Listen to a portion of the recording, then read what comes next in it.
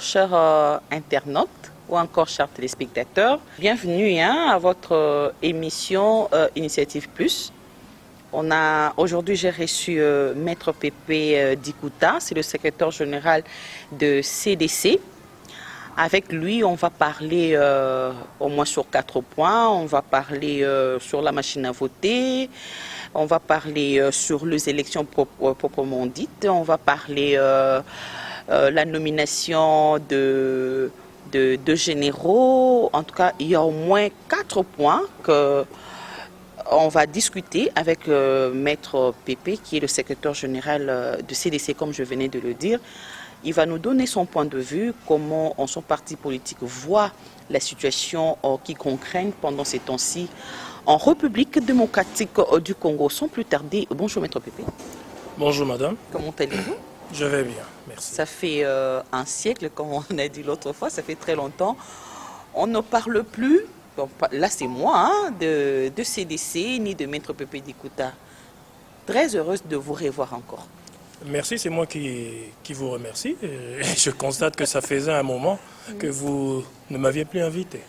Mais je reste disponible à chaque fois que vous aurez besoin de moi. Ok, alors essayez un peu de nous parler la vie de votre parti CDC.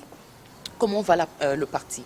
Le parti se porte très bien, sous la férule du professeur Florentin Mokonda Bonza, sénateur de son État. Le parti se porte très bien, il continue son combat démocratique.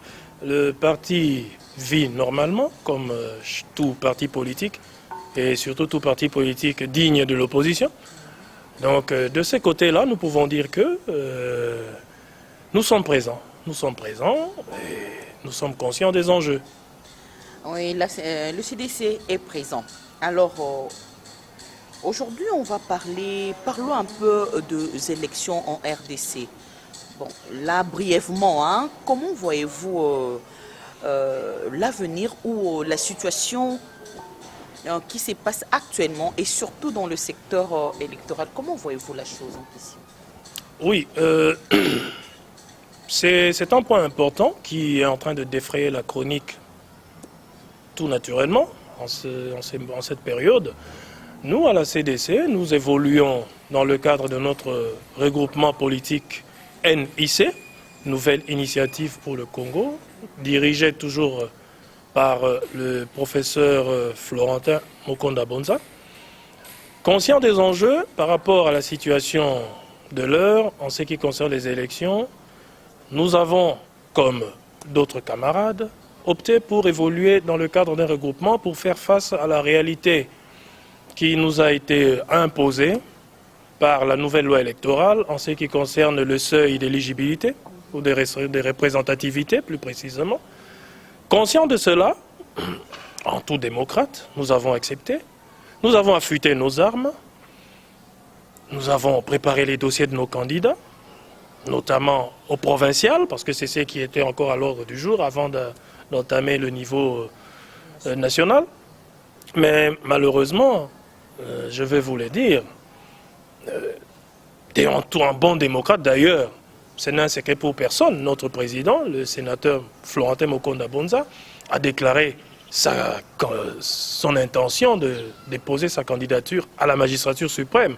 C'est une preuve que nous sommes pour les élections, mais seulement le tableau tel qu'il est peint actuellement ne nous rassure pas. Qu'est-ce que vous reprochez à la CENI ou encore à Corneille Nangaa? Bon, je préfère parler de la CENI parce que pour ne pas personnaliser, voilà. Monsieur Corneille Nangaa, en termes d'individu, c'est une personne pour qui j'ai beaucoup de sympathie, mais parlons de la CENI. Oui, nous avons beaucoup de tares que nous avons relevées par rapport à l'évolution du processus électoral actuellement. La première, il n'est un secret pour personne que le contentieux des cautions versées en 2015 n'a pas été vidé. Je ne voudrais pas employer des termes trop durs ici, par respect pour mon pays, mais cela s'apparenterait, excusez-moi le terme, à une escroquerie d'État. Je sais que ça choque, mais hélas, ça n'a pas été vidé. Maintenant, on l'a versé pratiquement dans ce que nous appelons dette intérieure. Donc le contentieux persiste, il n'a pas été vidé. En plus de cela, la CENI nous impose la machine à voter. Cette machine à voter n'est pas du tout reprise dans notre arsenal juridique. La loi ne reprend pas la machine à voter. C'est déjà une raison suffisante pour que nous soyons dubitatifs par rapport aux intentions de notre chère institution qu'est la CENI. Et en plus, les différentes remarques faites par l'OIF, l'Organisation internationale de la francophonie, par rapport au fichier électoral, sont restées lettres mortes à l'entendement de la CENI. La CENI n'en tient pas compte. Or, c'est un problème fondamental. Il y a eu autant de doublons qui représentent un pourcentage non négligeable de l'électorat. 16%, madame. Il fallait que la CENI rectifie le tir en temps utile. Mais c'est resté lettre morte. Nous trouvons que la CENI est restée suffisante dans sa posture. Et cela ne rassure pas. Alors, excusez-moi de vous mettre un peu du sel dans la bouche, Maître Pépé. Tout ce que vous venez d'énumérer comme difficulté, comme crainte, c'est tout à fait normal. Mais en dépit de ça, mais qu'est-ce qui fait que, avec tout ce préalable, quand même vous avez accepté d'aller, d'amener, donc faire le dépôt le dépôt des candidatures. Or, avec tout ce que vous venez d'énumérer, donc c'était à l'opposition au titre ferme, mais du moins vous avez quand même cédé. Donc vous ne trouvez pas que vous avez quand même accepté malgré ces contraintes? Madame Rachel, merci d'avoir soulevé ce point-là. Cela va nous permettre de faire le point ici. Nous avons cédé. Non, madame, nous n'avons pas du tout cédé. Au regard de ce que je viens d'énumérer comme grief, nous, la nouvelle initiative pour le Congo, regroupement dans lequel fait partie la CDC, mon parti politique, n'a pas déposé les dossiers des candidatures provinciales. Compte tenu justement de tout cela, nous avons fait par une déclaration officielle que je mettrai à votre disposition à la fin de cette émission. Nous avons déclaré que tant que le flou persiste au regard de ce que je venais d'énumérer, la CDC, par la NIC, notre regroupement, parce que c'est sous le label NIC que nous avons voulu concourir aux échéances, nous n'avons pas déposé nos dossiers de candidature. Nous voulons rester logiques avec nous-mêmes. Nous relevons des griefs, nous relevons des tares susceptibles de corrompre le bon déroulement du processus, des tares susceptibles d'injecter des germes de conflit à venir, dans un avenir proche, au processus électoral et au pays. Mais nous ne pouvons pas, au regard de tout cela, aller déposer. Nous serons alors dans la posture des gens qui veulent une chose et son contraire. Je vous annonce que nous, à la NIC, nous n'avons pas déposé les dossiers de candidature. Et nous avons des candidats qui avaient apprêté leur dossier. Nous avons les moyens de payer les cautions de tous nos candidats, mais nous avons décidé de ne pas déposer au regard de ce que je venais d'énumérer si haut. Le train des gens marche, donc vous ne voyez pas que Nanga, dont la CENI dit, ne fera plus marche en arrière. Donc pensez-vous pas que le train des gens marche et donc vous n'aurez pas de députés provinciaux? Madame, ceux de ma génération se souviendront toujours d'une navette spatiale américaine qu'on appelait Discovery. Discovery était en marche, on l'avait lancé, mais il n'a jamais atteint son objectif. Il s'est éclaté dans l'espace, en provoquant même des pertes en vies humaines. Donc je réponds un peu d'une manière imagée pour vous dire que le train est en marche, d'accord. Être en marche, quitter la gare est une chose. Faire un bon parcours en est une autre. Et arriver à bon port, c'est encore une autre affaire. Alors, Maître Pépé, essayez un peu de nous expliquer. Restons toujours, tardons un peu sur la machine à voter. Aujourd'hui, la machine à voter pose problème, sépare l'opposition et la majorité. La majorité adopte la machine à voter, l'opposition dit « niet sans machine à voter ». Et la CENI dit « sans machine à voter, il n'y a pas d'élection ». Alors, quel est l'avenir de la RDC? L'avenir avec ces tiraillements. Oui, l'avenir est incertain parce que cela dénote d'un manque de consensus. Ce manque de consensus, et je pourrais dire, je vais employer un terme, il est conflictogène, tout simplement. Contrairement aux échéances de 2006, qui avaient réuni un consensus autour, malgré ça et là, les conditions dans lesquelles On avait publié les résultats, je me souviens, mais il y avait quand même un consensus qui était observé. En 2011, il y a eu des problèmes, mais il y avait quand même un certain consensus tout autour, malgré tout ce qu'on avait décrit, et contrairement au processus que nous sommes en train de vivre aujourd'hui, cette absence de consensus nous plonge dans une incertitude, dans un flou qui malheureusement est persistant. N'est-ce pas? Et c'est là, nous soulève en nous un certain nombre de questionnements, mais je crois que la politique, on dit, c'est l'art du possible. Nous pouvons encore nous ressaisir, nous, politiques congolais, toutes tendances confondues, nous pouvons encore nous ressaisir dans l'intérêt supérieur de la nation et pour l'avenir de ce peuple tant meurtri. NIC croit aux élections en 2018. La NIC, en tant que regroupement politique, des démocrates, croit aux élections en tant que moyen par excellence par lequel on peut obtenir une alternance démocratique, par lequel on peut accéder au pouvoir à tous les niveaux. Mais cependant, lorsque les moyens ne sont pas réunis, les conditions ne sont pas réunies pour que cette alternance sous ces élections se passe de manière apaisée, transparente, démocratique, ça soulève en nous des doutes. Ça soulève en nous des doutes et c'est tout à fait légitime. C'est tout à fait légitime. Je sais que l'opposition est plurielle, comme vous veniez de le dire lors de votre précédente question. Vous avez dit l'opposition a cédé. Non, je ne sais pas s'il y a des partis d'opposition, des regroupements qui ont déposé.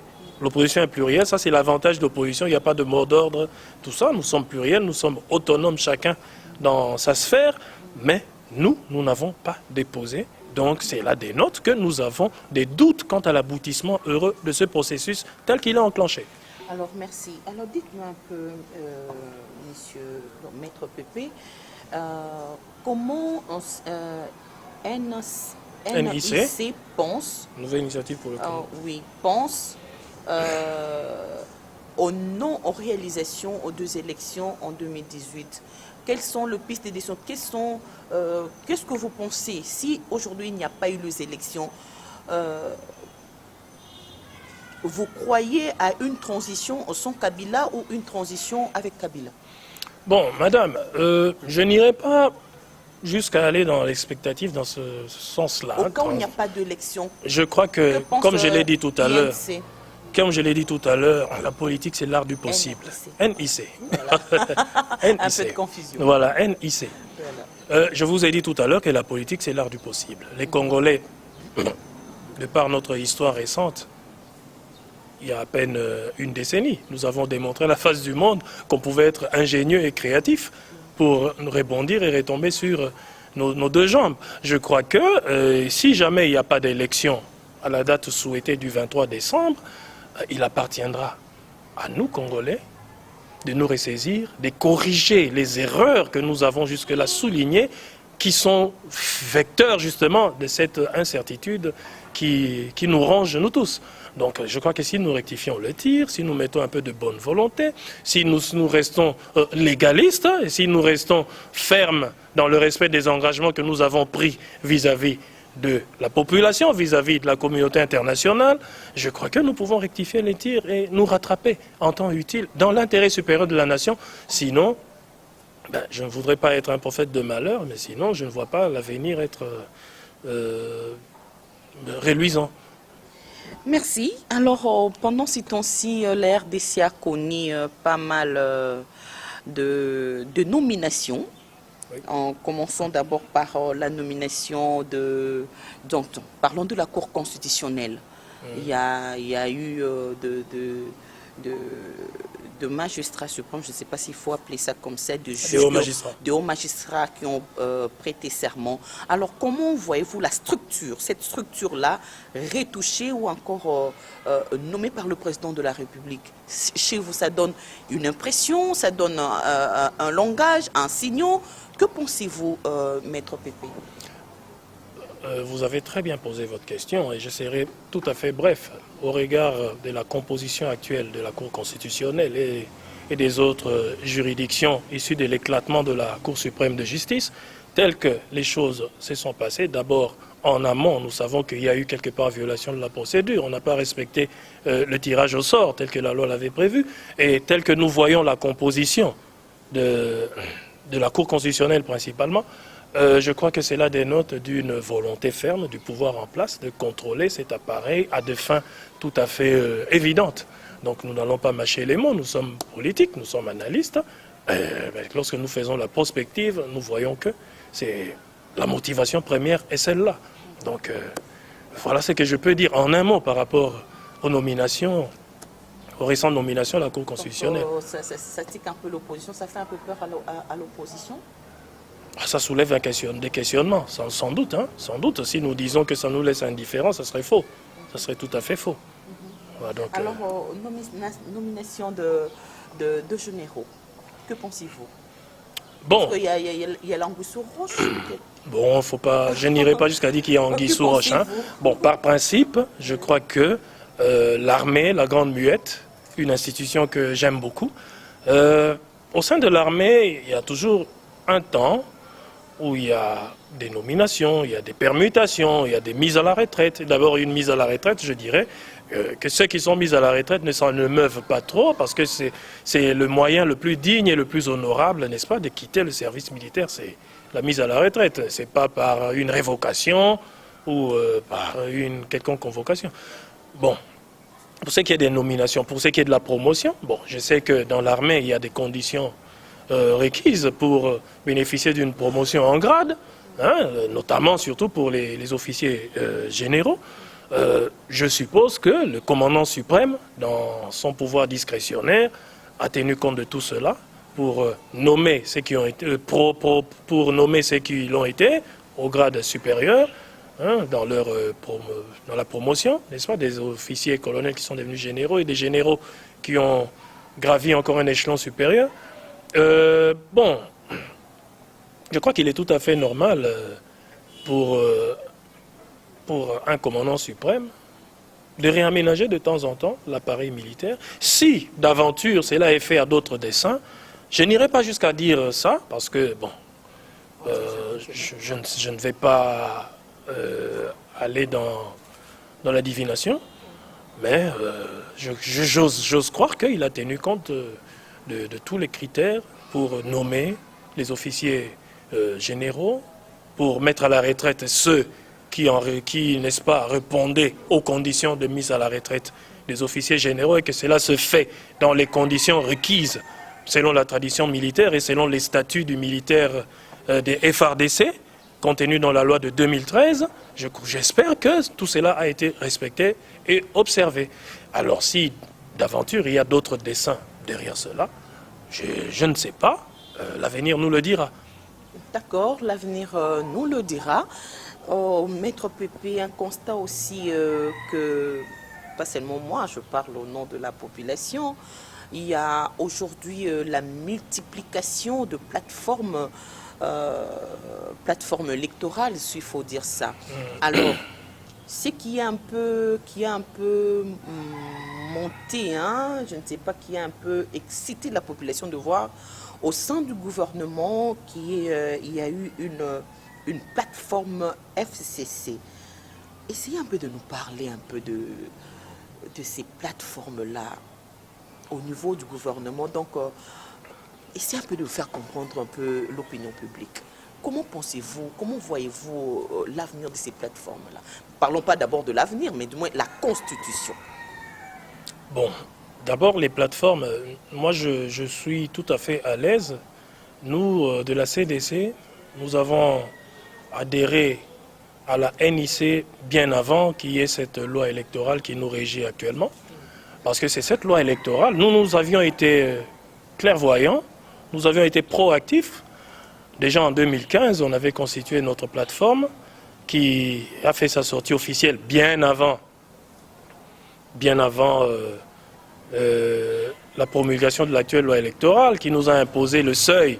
Et ce seuil a fait que, avec le pléthore des partis politiques qui existent sur notre scène politique, les gens ont été obligés de se regrouper en plateforme politique pour faire face à cette réalité qui s'impose à nous Et puis, quelque part, ça a aussi servi à assainir un peu l'espace politique parce qu'il faut le reconnaître, il y a eu un peu, je pourrais dire, une certaine légèreté dans la création et l'adhésion. En plus, je vais dire la création et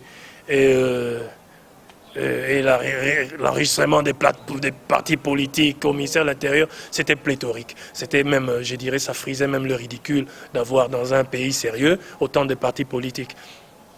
Et certains partis même sont des partis, je ne vais pas le cacher, qui sont des partis mallettes, qui n'ont des structures que la maison et la mallette du président. Donc, dans ce sens-là, c'est le point positif. Mettre de l'ordre, assainir l'espace politique congolais. Alors, l'autre aspect, comme je vous l'ai dit, c'est faire face à la réalité par rapport aux échéances qui arrivent, telles que imposées par la loi électorale, avec le seuil de représentativité, qui est une réalité. Mais alors, quant à la constitution de ces plateformes, je vous dirais, madame, ce sont certaines plateformes, surtout électorales, ce sont des plateformes, je dirais, à contre-nature. Vous verrez, il y a un véritable patchwork là-dedans, il y a un peu de tout. Vous verrez même que certaines plateformes en fait, ne respirent que par un seul parti politique qui en réalité contrôle tout. Les autres sont des accompagnateurs qui en réalité ne représentent pas grand-chose. Donc ça aussi, c'est la réalité de ces plateformes-là. Et c'est aussi une difficulté par rapport aux arbitrages lors des dépôts de candidature. Alors là, je peux vous dire que madame, c'est vraiment, comme on dit, un travail ingrat et qui n'est pas facile. Hein. En fait, ça, c'est la réalité des plateformes.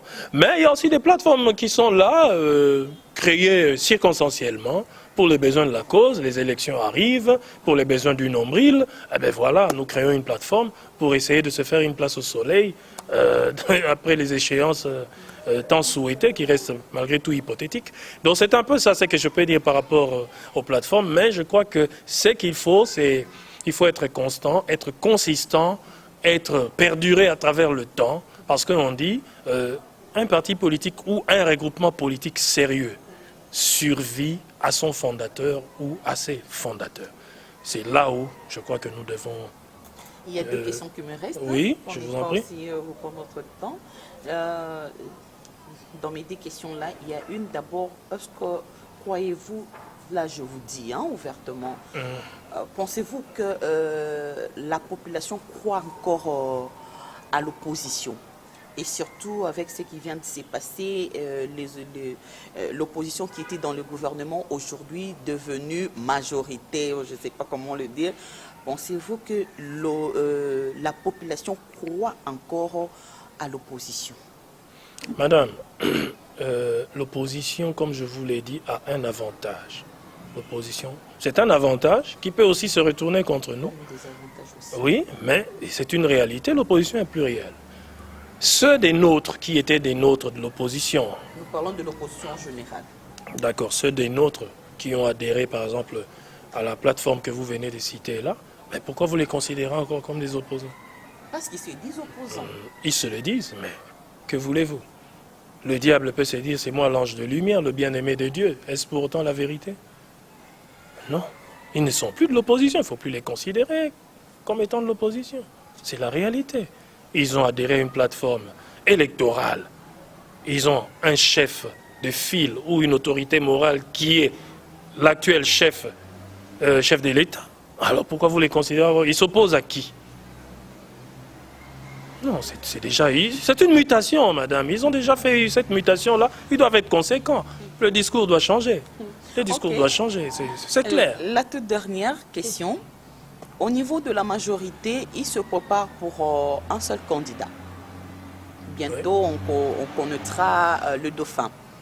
Mais par contre, comme vous venez d'ailleurs de le dire, l'opposition plurielle, pensez-vous pas que si au moins il y aurait conditionnel les élections, l'opposition devrait normalement avoir également un seul candidat pour faire face de l'autre camp?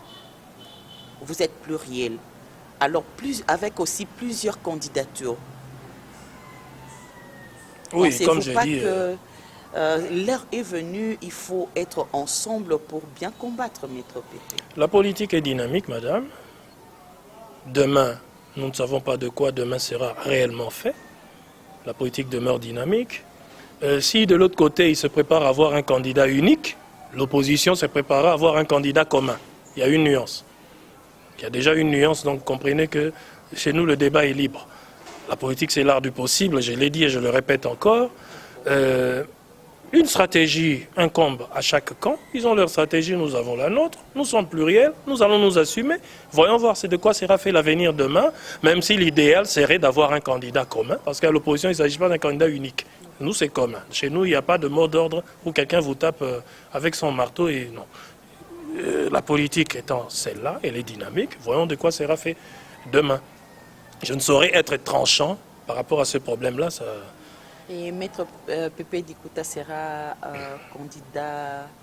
En tout démocrate, oui, mais il faudrait que l'État soulevé par notre regroupement soit vidé pour que nous ayons un processus électoral clair, susceptible de nous emmener à des élections transparentes, apaisées, réellement démocratiques. Merci Maître Pépé de votre disponibilité. Alors un mot pour clôturer notre mission.